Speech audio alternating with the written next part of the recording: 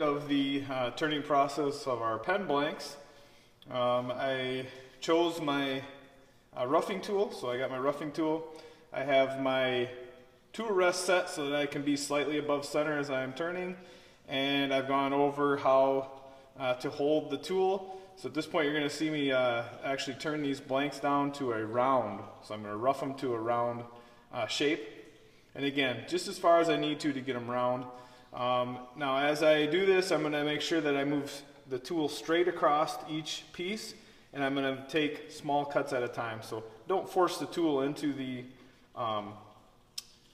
blank, as it will actually make the lathe come to a stop. So just nice and easy, take a rough cut. I'm going to turn the lathe on, and I'm going to have it at about 900 and looks like about 70 or 80 RPM. So it's the slowest it'll go.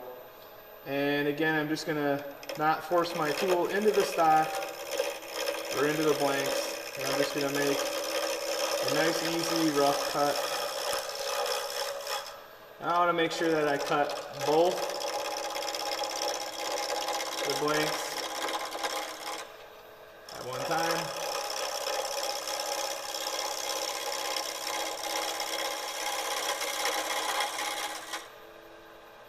And you can see as I cut, it's starting to round the very edges of the blanks off. Again, I take a real small amount off each time, getting closer to a round shape. Should take one more pass here. And you can see it took me approximately 2 minutes. It may take you a little bit longer than that when you're first starting.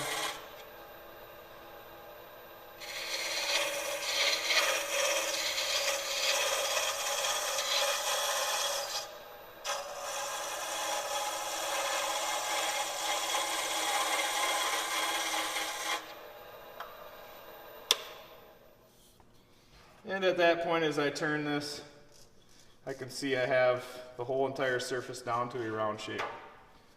Okay, so I'm going to stop at that point, and then my next tool will be my finishing tool in order to get the shapes that I want. Now I'm going to call the blank on the right, the back side of my pen, and the blank to the left, the front side of my pen towards the writing part. So this one here, I'm going to make like a cigar shape. So it's not going to get much smaller than it is now, and then this back side, it's going to be a straight. So I'm going to do a cigar shape, straight. In turn, kind of trying to make it look like lathe, and I'm actually going to turn the variable speed time, or RPM, up. I'm going to go about 2100 to 2200 RPM. And I'm still going to use my gouging tool, and I'm going to take the back wood blank down to just over the 11/32 of an inch that I have set on my caliper. The front one I'm going to make that cigar style shape.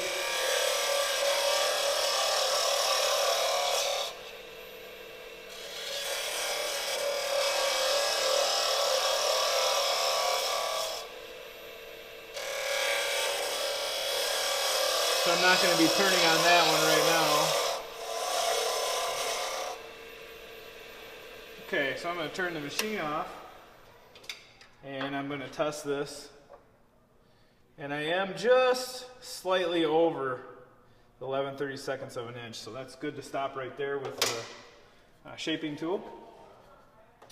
Okay, now I'm going to switch to my finishing tool, and I'm going to continue on this back one to shape it as a straight shape, and then this back one I'm going to do the cigar shape, or what we call the straight tapered shape.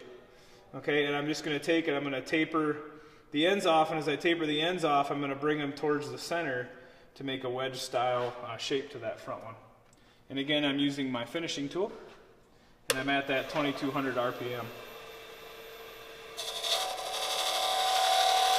Now the slower along I move my finishing tool, the smoother finish it's going to give me, in turn keeping me from doing too much sanding finish. And when I use this tool, I'm going to use just the very tip of it. in about a 1/4 of an inch or so. Spacers that are in here are my actual size of the pieces of the pen. So I'm going to take this straight blank down to almost that size, leaving it slightly larger so that I can do my sanding process. I'll sharpen the tool. Really don't want it to make all that noise when it's cutting, so that's how I know it's starting to get dull. Okay, and I'm going to taper one end at a time here on this front blank. Now notice every time I cut a taper here, I tend to go out further to the center.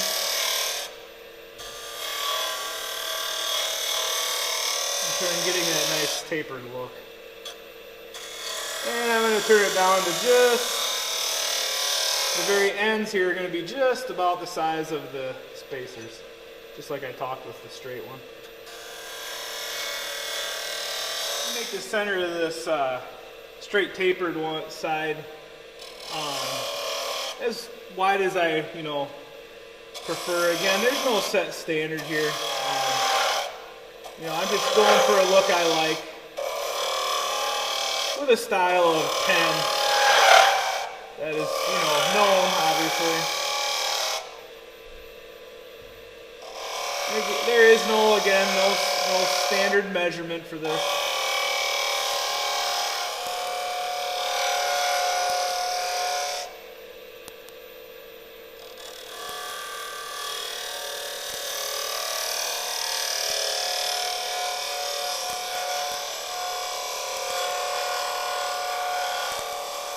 And I do have a little bit harder taper here at the back as I do towards the front where the tip of the pen is going to be. Sanding, I have about a 1/16 of an inch lip from the spacer to the actual top surface of the wood blank.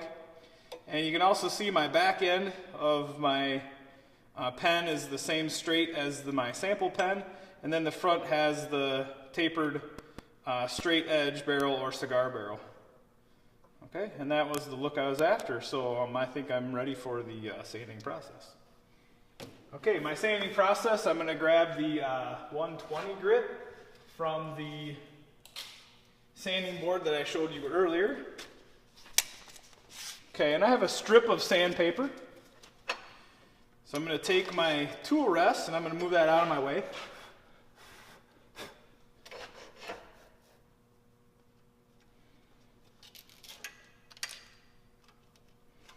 Okay, so that's so I can get in here with the sandpaper.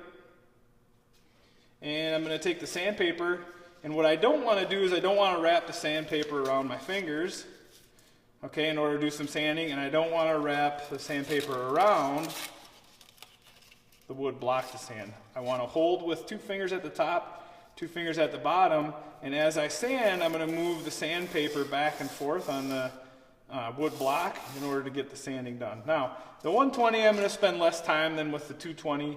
220 I'm going to spend less time than with the 320 in sanding.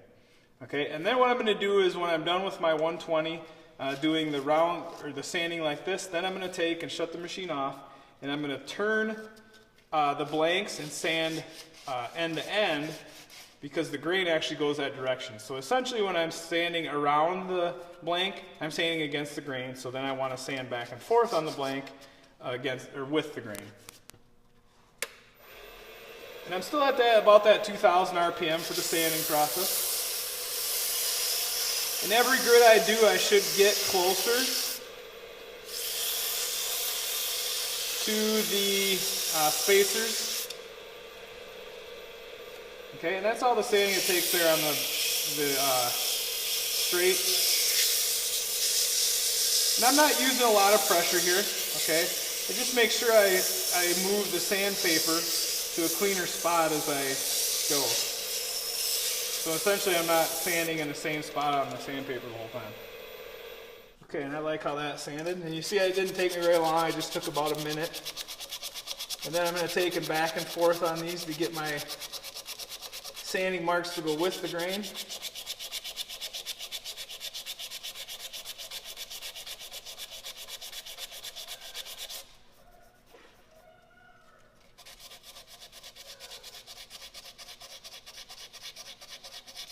With a taper, it's a little bit harder to get the ends, so I'm going to spend a little bit more time here getting the ends.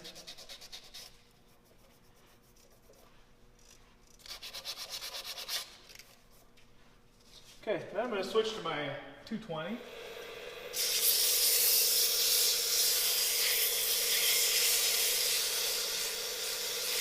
going to go back and forth.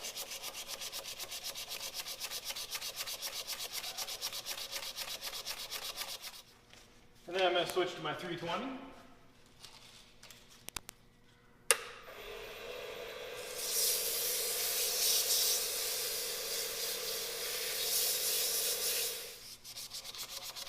Okay, and again, go side to side on the blanks. Okay, my final process is to take a piece of paper towel and I'm going to clean the dust off of these. Now, believe it or not, the paper towel actually is an abrasive material, so it will do a little bit of fine sanding on this. Okay, I fold it once, fold it twice, fold it a third time, and I hold it in my hand. I don't wrap it around my fingers. No different than the sandpaper. And I work back and forth on it. Now, we do not use a rag, so like a cloth rag. That's in case this gets caught in the machine. It'll actually just tear this paper as opposed to like a rag would wrap in the machine. So that's why I say not to use a rag. We just use paper towel. My hands off so I get the dust and whatnot off my hands for this process. Okay, but I'm going to take my shell wax, okay, and I'm going to shake it up because the sediments tend to settle out of it. And I'm going to put just about a dime size of material right on my paper towel, and I'm going to kind of work that into the paper towel a little bit. I'm going to turn the machine back on, and I'm going to start on one blank and go across it, and then across the second blank. And I'm moving my paper towel back and forth to make sure I get all the material that's on the rag used up.